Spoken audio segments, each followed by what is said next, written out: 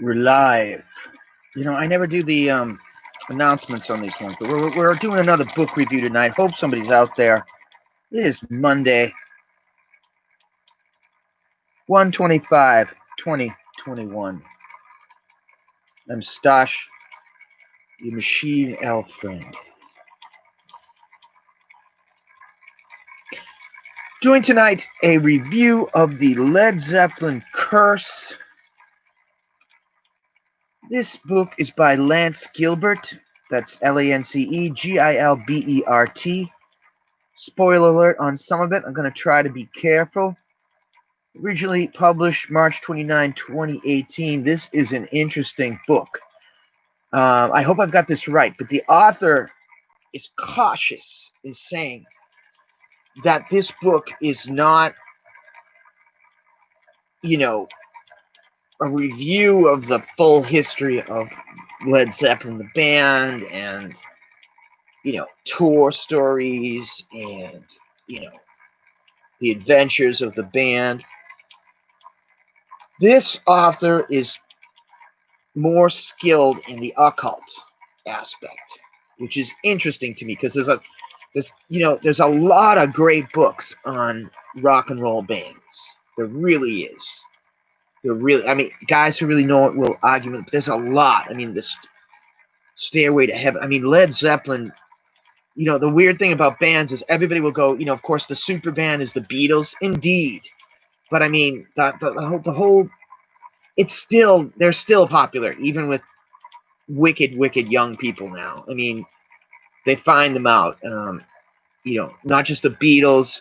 They're huge. The Who, which is, I guess, they were always more like a punk band, but whatever.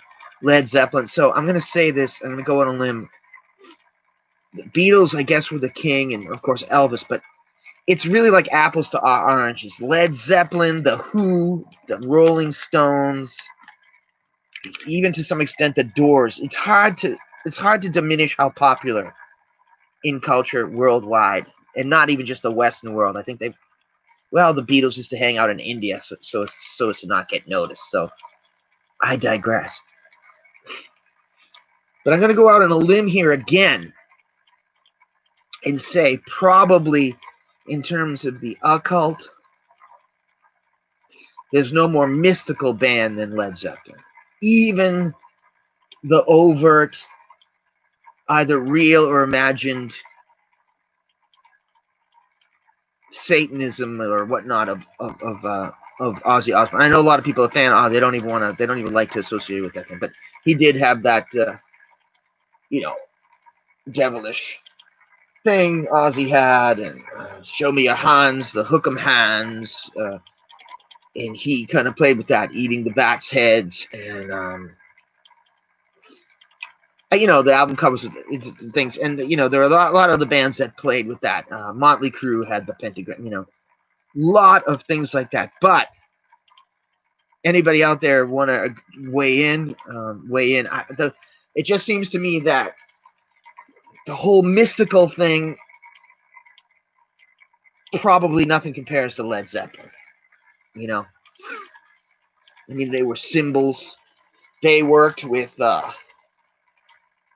They actually worked with Burroughs on, sound and sight and color. I've probably said this a million times. Burroughs is the man that gave us the word heavy metal. And just like Led Zeppelin, another mystical Philip K. Dick movie, Blade Runner.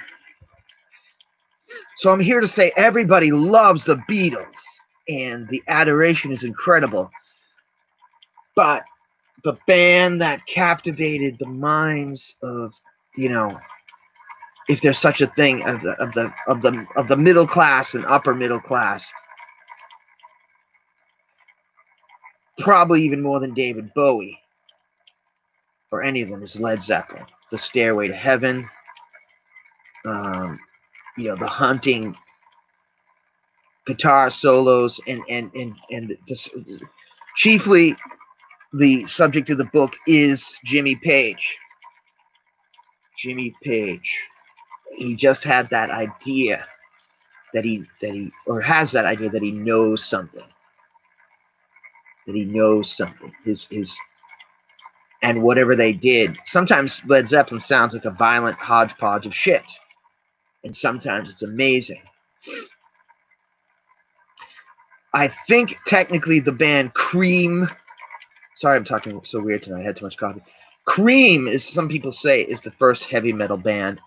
And I don't even know to what degree Led Zeppelin is forgive my ignorance, is considered heavy metal. And the author in this book is careful to tell us that, you know, this is not Rolling Stone magazine. And you're not, you know, he's not about those kind of stories, although he does get into it. And I'm not even going to reveal what exactly the curse was involved with, just some of the generalities. So in case, if for some reason you don't know, but the rock bands, particularly coming out of England, certainly lifted the American blues music.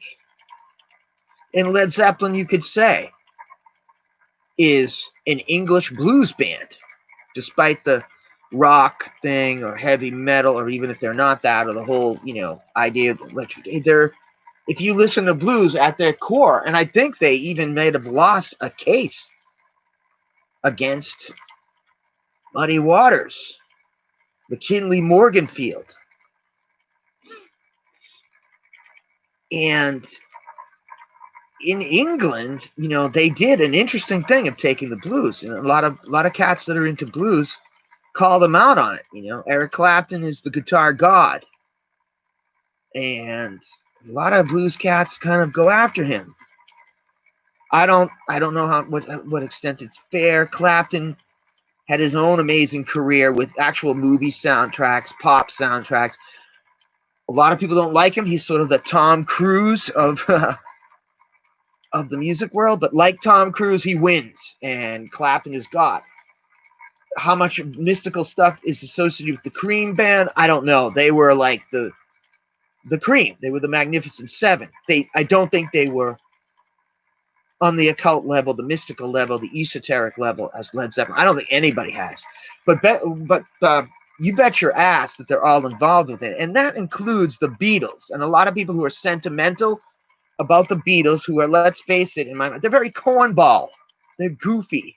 And a lot of them, they're beloved more than any, but compared to, if you're talking about style and hipness, they don't have that kind of evil aura, badass aura of Led Zeppelin. The Who does in a different way, right?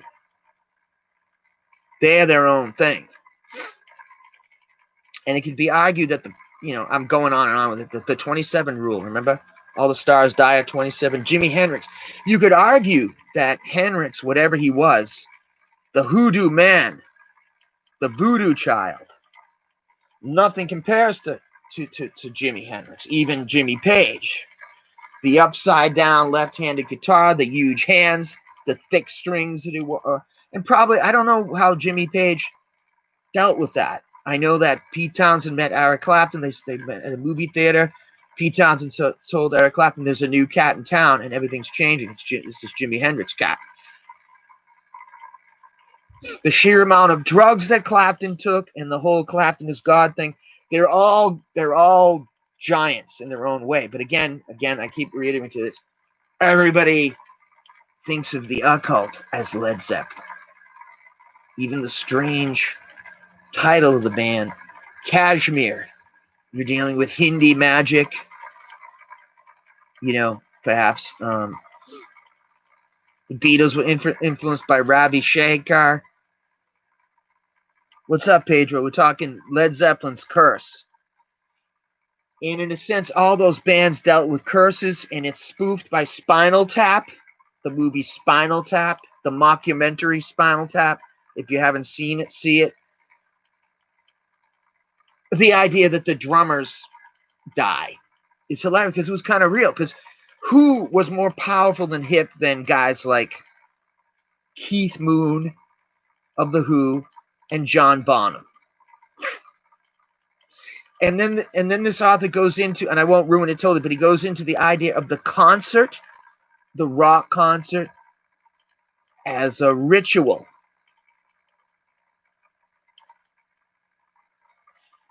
And different people have speculated, is the Beatles connected to Tavistock Institute?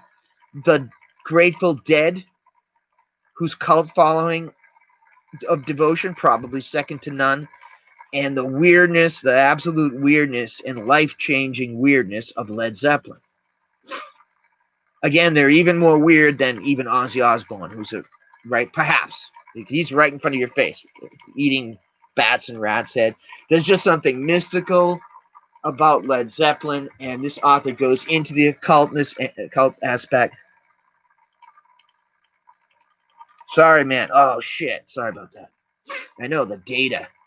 I hope you're enjoying this. We're going over the Led Zeppelin's curse, Jimmy Page and the haunted Boleskine house.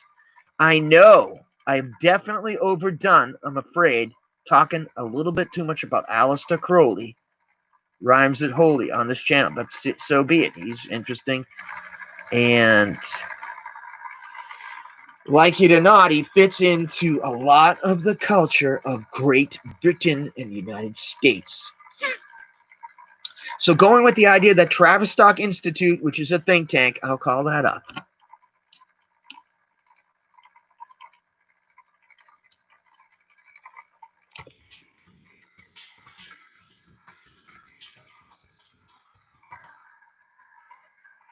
Yeah, it comes right up. Tavistock Institute and the Beatles, engineering the masses. Interesting. TIHR. Back when there was that shooting in the subway, or an explosion, indeed, one of the buildings was in the background by coincidence. Which I don't know. I'm not seeing it. What happened to Al Qaeda and ISIS? It just seems to be on hold right now, right? I won't even go into why.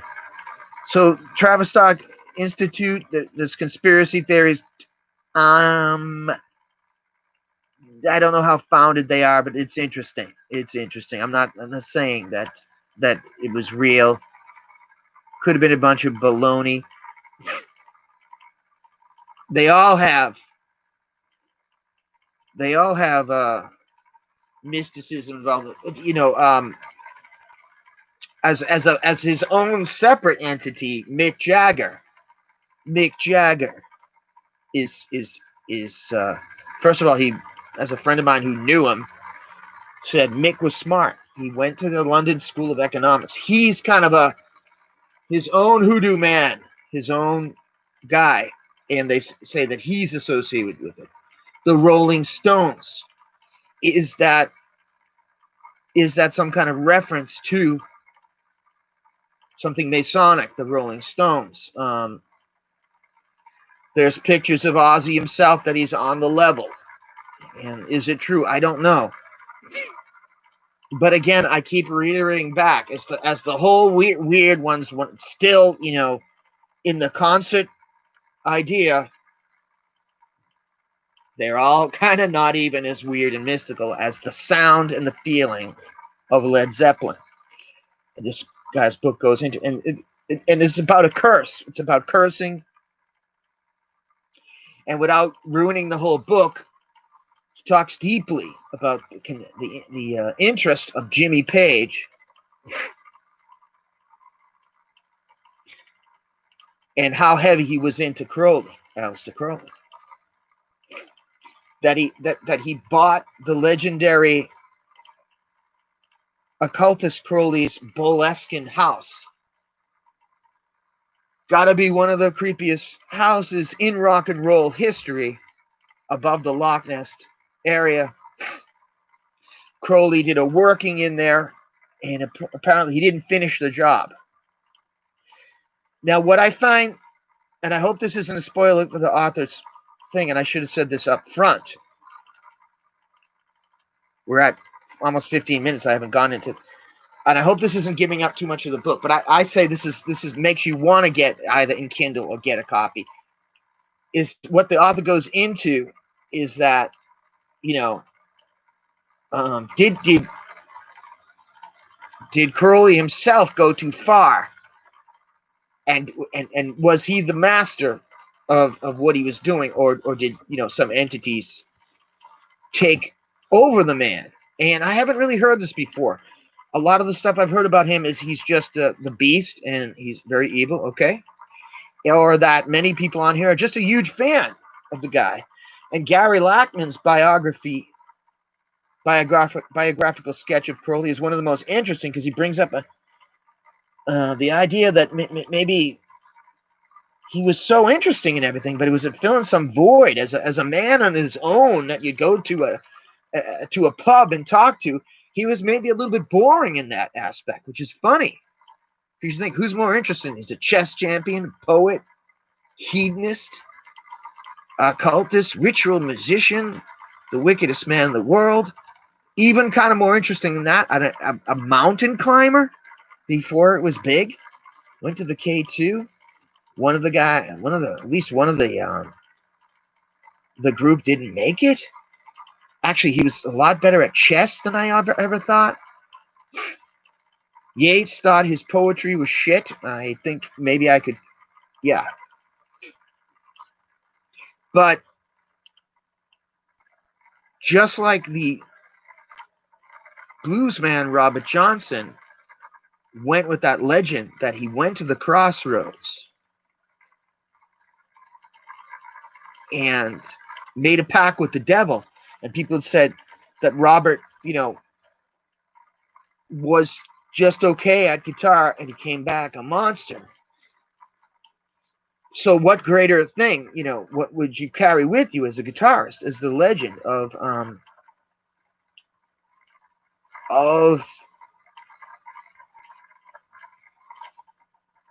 the Robert Johnson pact with the devil? And if you see a guitar player play like Jimmy Page,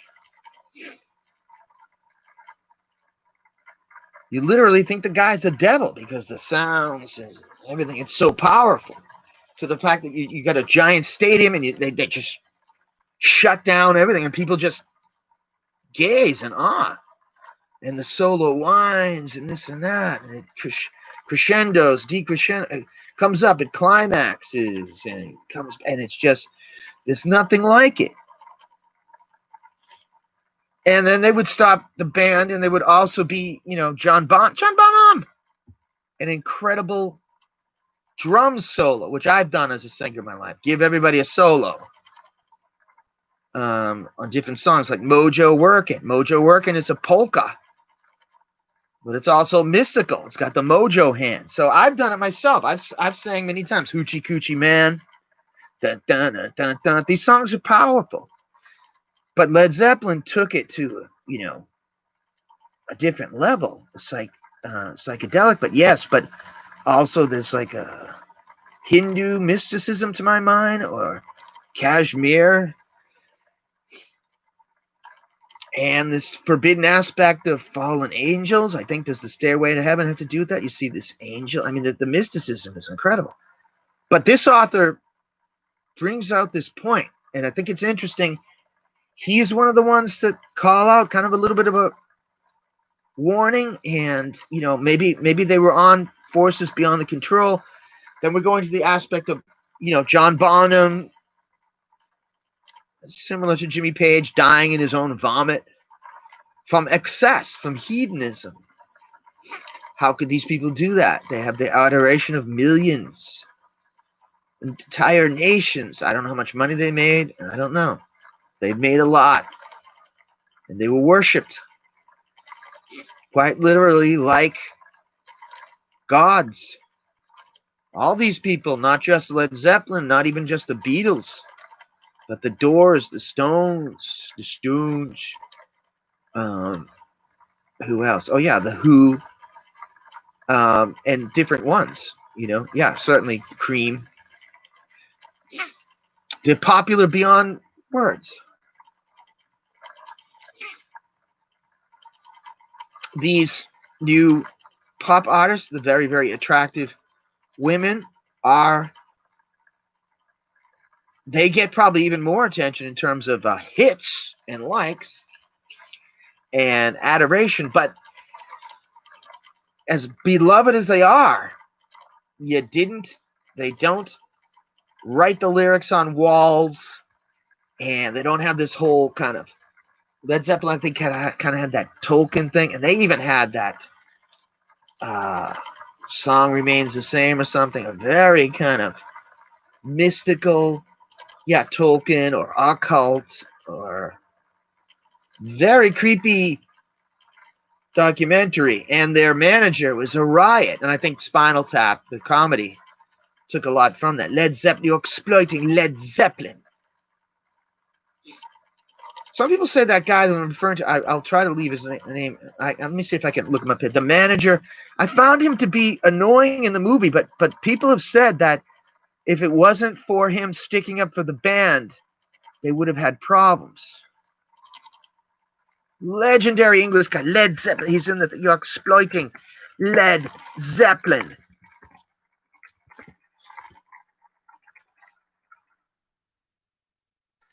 John Bonham. I mean, all these guys are incredible. John Bonham. Obviously, Robert Plant. You could argue, in terms of the front man and the whole massive concert thing, maybe nobody's been quite like him in that role. Robert Plant as the front man. His strange voice, excellent voice, very, very, very mystical, really creepy. I mean, in a certain way, even McCartney and Lennon haven't done what he's done in terms of the high priest kind of thing going on, or whatever you want to call it. As massive as Lennon and McCartney are, you didn't have quite that, role of super mystic, that it can. I don't even know what is implied in this book and what I've heard from other places. It wasn't Plant who was the real one that was screwing around with the occult and esoteric stuff, man. But it was the man who was going into the dark world, the Jungian shadow investigation and the obsession with the Crowley stuff is Jimmy Page, man. Yeah. I thought, you look at it and you go, wow, Robert Plant must be the guy. He's the weird. That's weird. Led Zeppelin's manager murdered. I didn't know that. Peter Grant. Let's look this man up. Peter Grant. That was a big fella.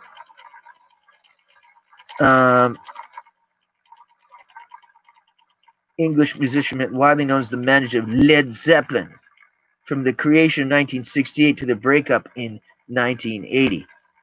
Unbeknownst to me, I found out recently Elvis was a fan of Led Zeppelin, and he refers to them in the things like Led Zeppelin's in the house.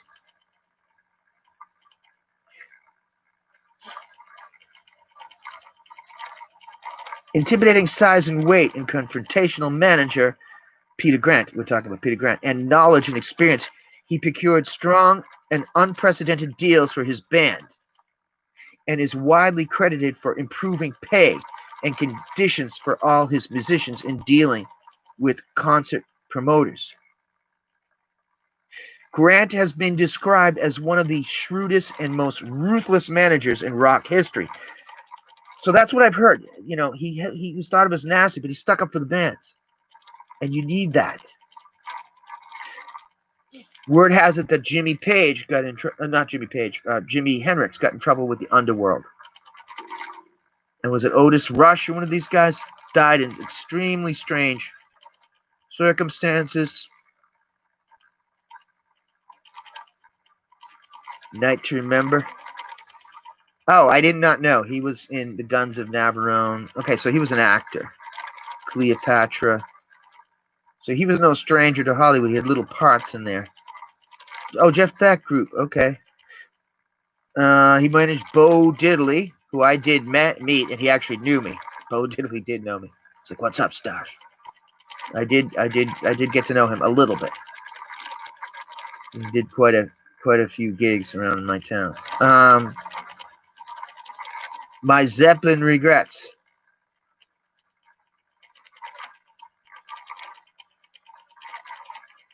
So he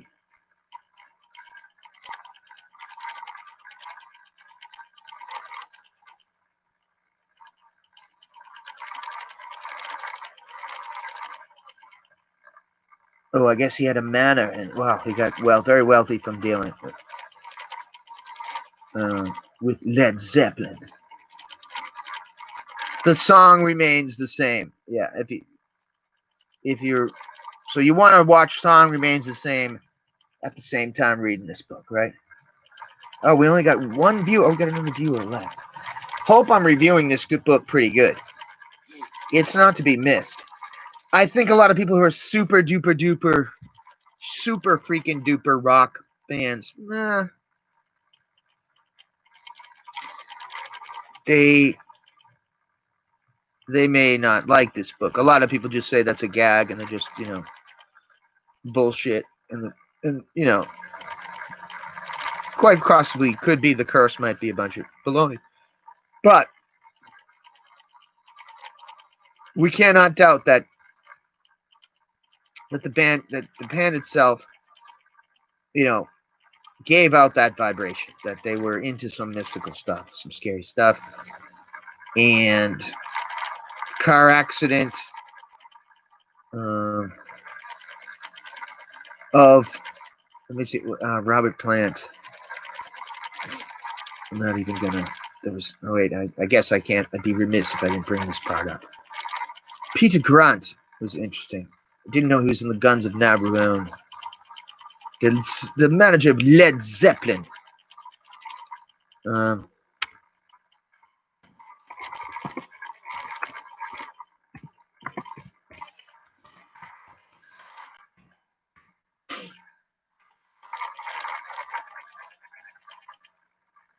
Yes. How a car accident began a run of bad luck for Robert Plant. Very sad.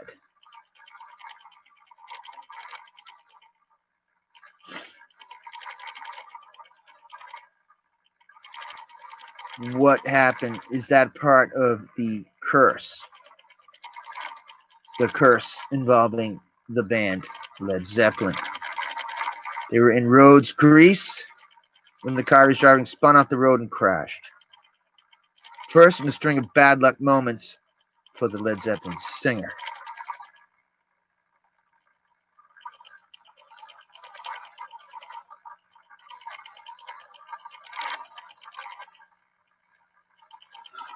So he was hurt, and the band wasn't able to function.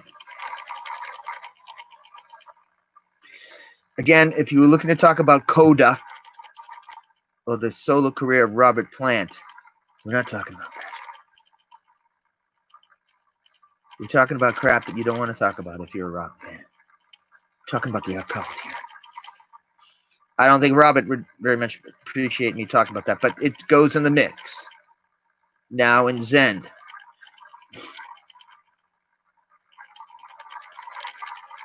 Had it come between the two men, I don't know.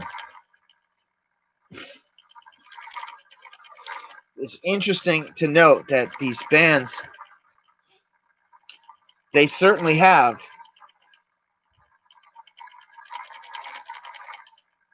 the duos. I mean, you've got Mick and Keith Richards, and you've got Robert Plant and Jimmy Page. So the whole band is the band. It doesn't work without the whole band, but definitely the duo. Within the band is that duo. And Lennon and McCartney had that going. Lennon, the Beatles are almost, so they're only starting to kind of fade now. In power, but they're like a religion. But again, like I say, in terms of what people, the young people really went crazy over behind the scenes is sort of like the whole Led Zeppelin mythos. John Bonham!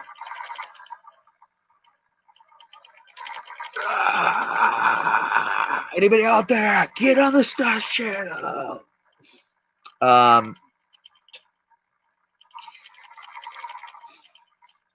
Randy Rhoads of Black Sabbath. Black Sabbath being openly, of course, working with the blasphemy theme as pretty much Judas Priest, having the song About the Prisoner number 6. Very strange that Elvis gave them a shout out. I did not even know they knew each other.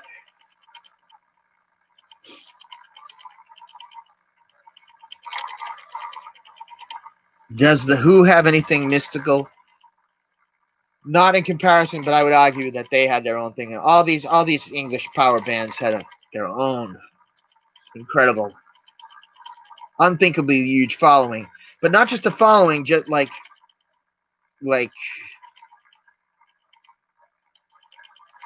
Christine Aguilera is even big now, or Pink, or any of the, Selena Gomez. The amount of hits and views and whatever that these young, attractive women have as singers now is it dwarfs these bands even. And people would say, no, that's unpopular. But putting your money down and actually getting an album and studying it and being obsessed over it, I don't think that the fandom, if you will, is anywhere near as deep as what, people would, write down the lyrics to Stairway to Heaven, and, I think one kid blew his own head off because something he heard in Judas Priest. It's all dark stuff, mystical stuff. But again, as dangerous and forbidden as all those bands, I keep going back to that. I just say they're just not of the mysticism and weirdness of Led Zeppelin, technically. And we got to think that because of the Page to Crowley connection that this author makes, and makes this book well worth a read for somebody who's investigating the occult, and still cool if you're into all those books about Led Zeppelin, no problem. He doesn't betray anything about it, and he's upfront about how this book is. The author is knowledgeable about the occult, and he doesn't promise any stories about hidden gossip stories about the Led Zeppelin band.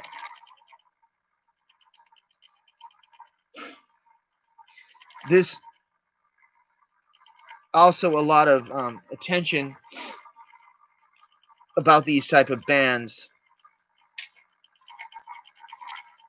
has to do with this concept of the backmasking. So Queen had "It's fun to smoke marijuana" or something like that, and all types of references. And Peter Grant, it might have been a brilliant marketing ploy, and that's what the author talks about. Interesting enough, he says, just because I'm approaching this from an occult perspective doesn't mean I necessarily believe in the hidden messages, as they're highly questionable. And they can trick you into hearing things. I buy that. It's hard to say. The myth of a reality of the backmasking houses of the holy is creepy enough to think that there's backward masking messages is just over the top. Let me take you to the movies. Can I take you to the show? Let me be yours ever truly. Can I make your garden grow? So that's been an obsession,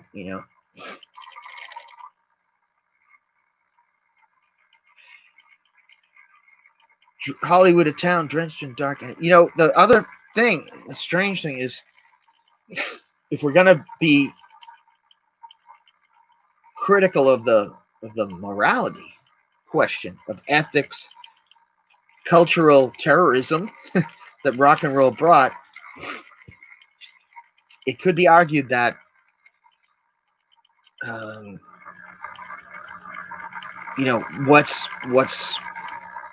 is it negative to question hip hop, certain aspects of the rap? I think it's the same thing. I think Tupac had some messages to, he had some statements he made, and Biggie Smalls and all that. What's a more undermining influence to culture? It's hard to say, but there seems to be no end in the hip hop culture in rap. The dawn, the day of the super rock band with the mega stadium ritual and drum solo and guitar solo seems to be at least temporary at an end. But they all had mystical things. I mean, David Bowie, Glass Spider tour. That's that's not his last one. What am I talking about?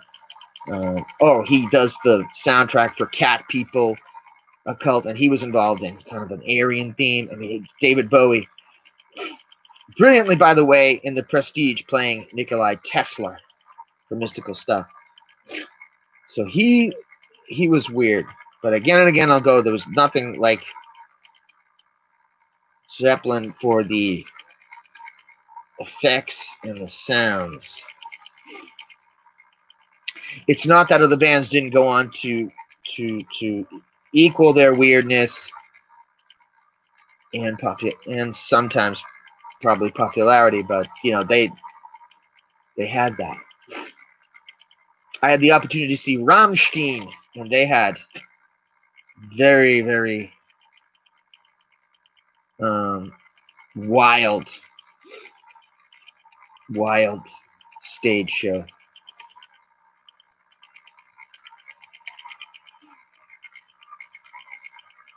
But the deep symbolism of Zeppelin in terms of something to get into and get obsessed with, I'm not exactly sure if anybody came quite close to that. Anybody out there? Is this boring as hell?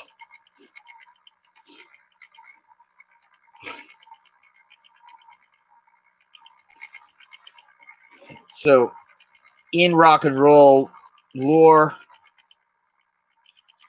and allegedly nasty stuff, allegedly mystical, allegedly badass, weird stuff, you've got the Aleister Crowley mythos, you've got Robert Johnson sold on the Crossroads, and there's the legendary talk about Anton LaVey, who started, I believe, in San Francisco, the Church of Satan thing, and he knew Sammy Davis Jr. Satan is as powerful as God, man. Some cats dig God, some cats dig like Satan. No, I don't know. We got into it apparently. And I think the demise of Jane Mansfield, whatever, and there was always sort of even spookier, the idea that the Eagles Hotel California was some weird thing. I don't know. They stabbed her with their steely knives, but they still can't kill the beat. You check out, but you never leave. And allegedly in the no, not CD. No, they didn't have no actual album. The LP that Anton LaVey was in there. Some reason, and I don't know. I don't know if he's become more popular now that he has passed away. But he was a circus performer. And to a certain extent, it's alleged that he took a lot of his writings from a very interesting, weird book, Might Makes Right. But I don't know how much he did. And so he's an interesting figure influence on rock and roll lore or nasty lore. But I'm going to go out on a limb and say that those super bands, like the Beatles, who've got Aleister Crowley on their Sgt. Pepper Lonely Hearts Club Band album, were probably more influenced by Crowley.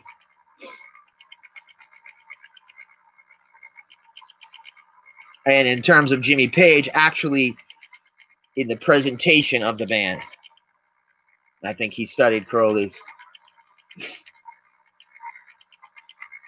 how to deal with people.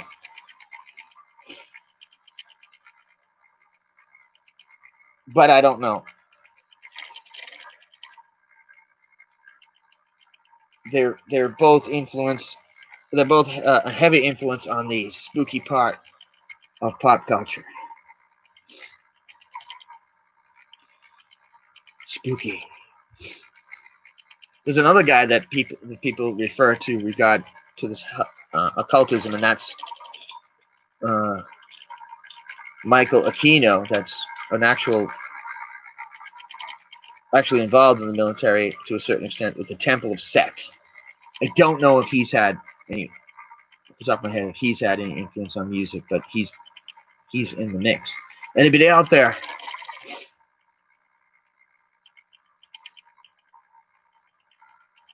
The Travis Stock Institute. Wouldn't it be funny if they created the Beatles? If, you know, and love them or not, you got to admit that the over-the-top popularity of things, of bands like the Grateful Dead, with people following them, are a little unsettling.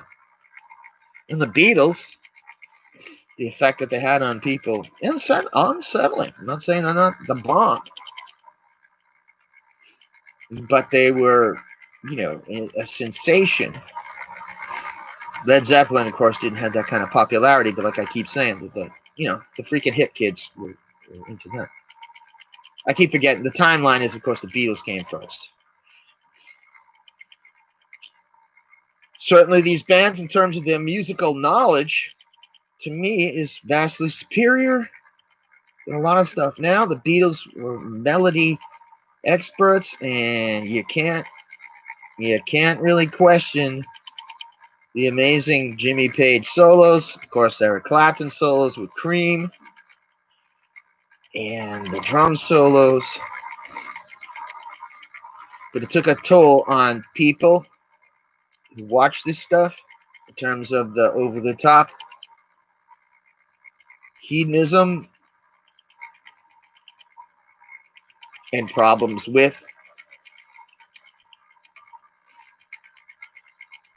deaths from alcohol. Keith Moon. I don't know if they made a movie about him yet. Moon and John Bonham. Janis Joplin couldn't defeat her demons. Another modern day manifestation, if you will, of Janis probably was Amy Winehouse. Try to make me go to rehab. She probably should have gone to rehab. She was one of the last kind of one that had a little bit of. I'm not saying I don't love Selena Gomez and all that stuff. Can't question the popularity of I can't even. What am I? I was going to call her Tiffany Swift, but she's Taylor Swift and all that. But again, there's not this thing. You're not going to write in your notebook at school, or now you don't go to school, you go to school. You're not going to show over your Zoom to the other kids in Zoom or in social media necessarily the lyrics of Taylor Swift. I don't know who would be as big as her. Maybe Lady Gaga. Lady Gaga's got a mystical thing going on. And she's now the Hunger Games at the inauguration. She has the Hunger Games pin and everything. And she's weird and mystical. The kind of adolescent, rebellious crybaby crap of Miley Cyrus is a powerful, some might say negative influence. I don't know. But don't do Molly. These drug references.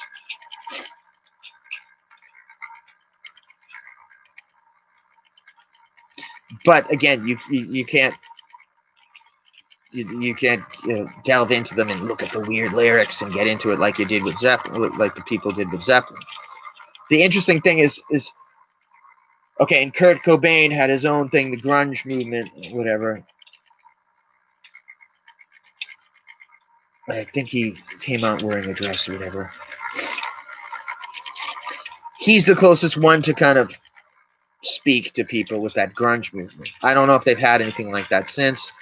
I don't think there's been any bands to capture the problem with the different drugs that are a problem now. OxyContin, fentanyl, and of course methamphetamine, the changing and the transforming of people into zombies. There's been no artist in my mind, and you can put in line notes if there's one that to kind of either influence negatively the masses with such a topic, or, and this is important, if I've said anything important tonight, it's not bullshit. None of them have confronted the meth thing, you know? They haven't. They haven't made a song challenging. All that's done it in your face to the public of America and the Western world, because the Western world follows America, is the Breaking Bad. Breaking Bad did go into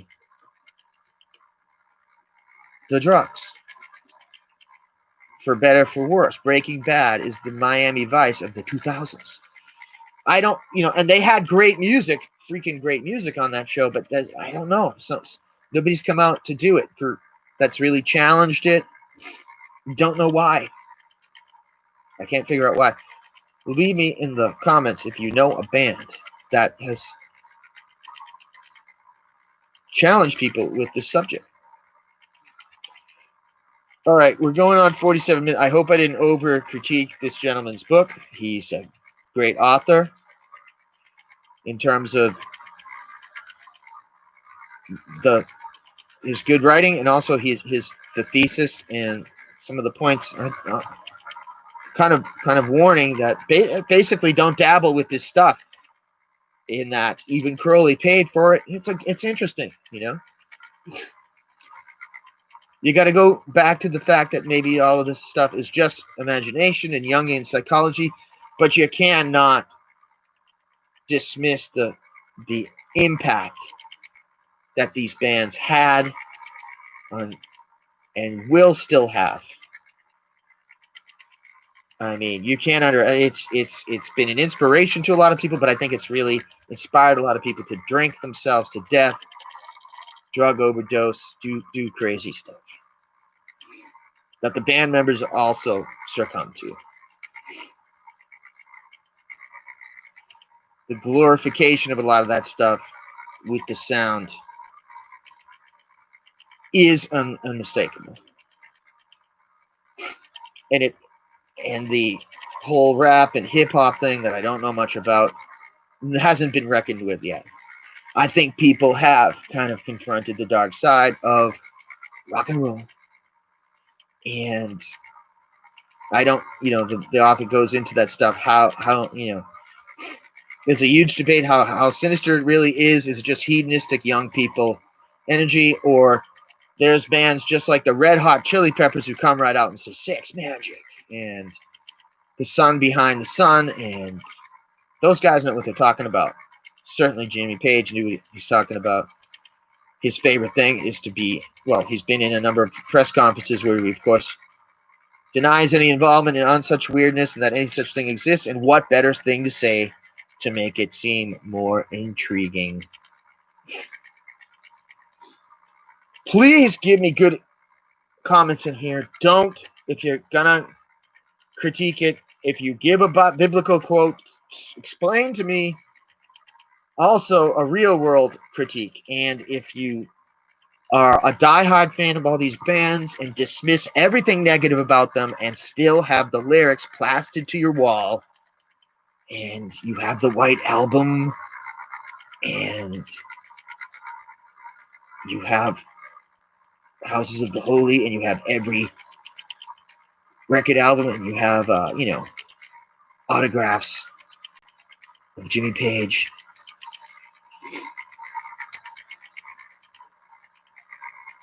and you know, Keith Richards cup holder.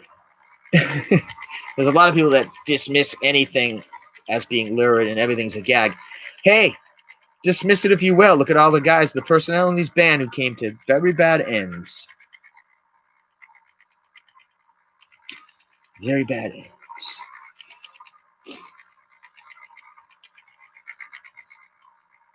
That's what amazed me about Slowhand Eric Clapton. He's alive. He survived all those drugs. He has to be as tough as nails. He must have a constitution. His liver.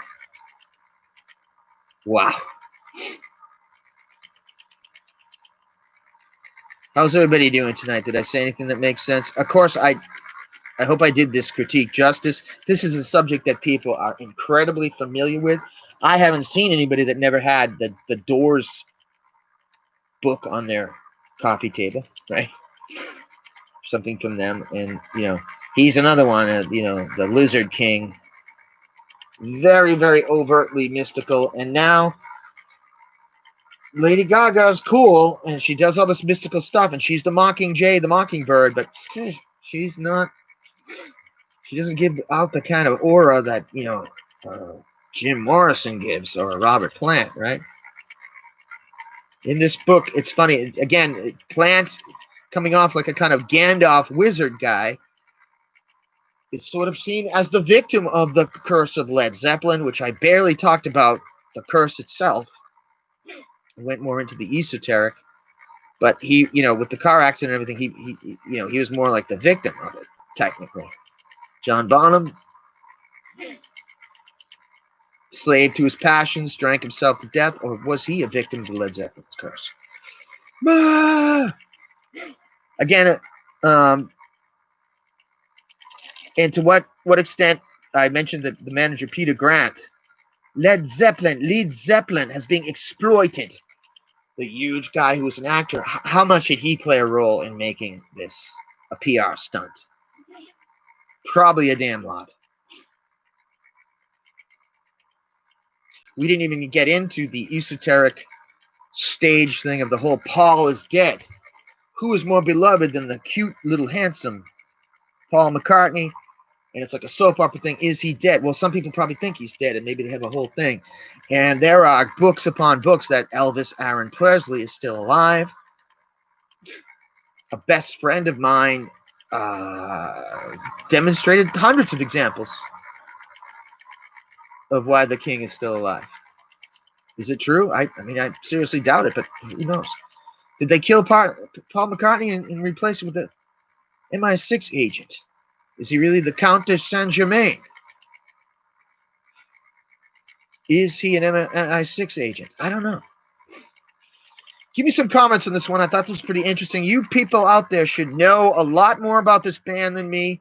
Believe it or not, I really, I like the music, or I've liked it, but as far as the whole lore of it and getting into the biographies of the people, I've let people tell me that. I'm not as excited about the Fab Four as a lot of people are, although I dig it.